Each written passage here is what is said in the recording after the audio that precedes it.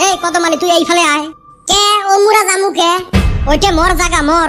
জায়গায় কি তোর নাম লেখা আছে? হ জায়গার নাম লেখি থুয়ে গেছং মুই। শালি নাম লেখলে জায়গা পাওয়া যায়। আমি যে বেটা ছাওয়ার জায়গায় নাম লেখছি ও ছাইরা দিব। ইয়ে গুড়ি এহারে সই করিম।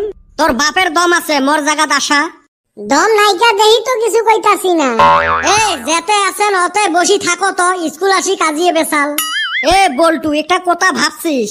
মুই তো মেলা কথায় ভাবং, তোরটার সাথে এলা কমন পড়ে না নাই? বর্তমান যুগত স্কুল বন্ধ থাকলে আমার হোয়াটসঅ্যাপ গ্রুপত মেসেজ যায়। আগের যুগত ছাওয়াগুলো কেমনে খবর দিছিল রে? আগের যুগের মানুষগুলো না সকালে একবার স্কুলত আসি চেক করি গেছিল যে স্কুল খোলা না বন্ধ।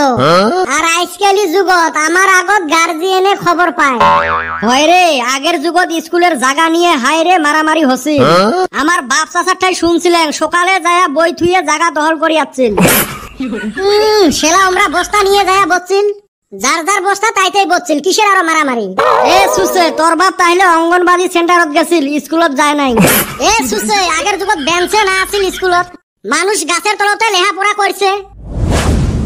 কাইরে গাছের তলত লেখাপড়া করিল? ওই যে আমার বাপ চাচারা। আর তোমাক এত সুবিধা করে দেওয়া হয়েছে তাও তোমরা পড়াশোনা করে নেই দেও? অতি সুবিধা করে দিছেন। স্কুলত আসলে ক্লাসের পরে ক্লাস নিকেশ নিবের না দেন, বাড়িত গেলে তো বাপ মার মুখত খালি পড়া আর পড়া। আরো কয় সুবিধা করে দিছে। এই হারামজাদা, স্কুল আসলে পড়াশোনা করা লাগবে নয়?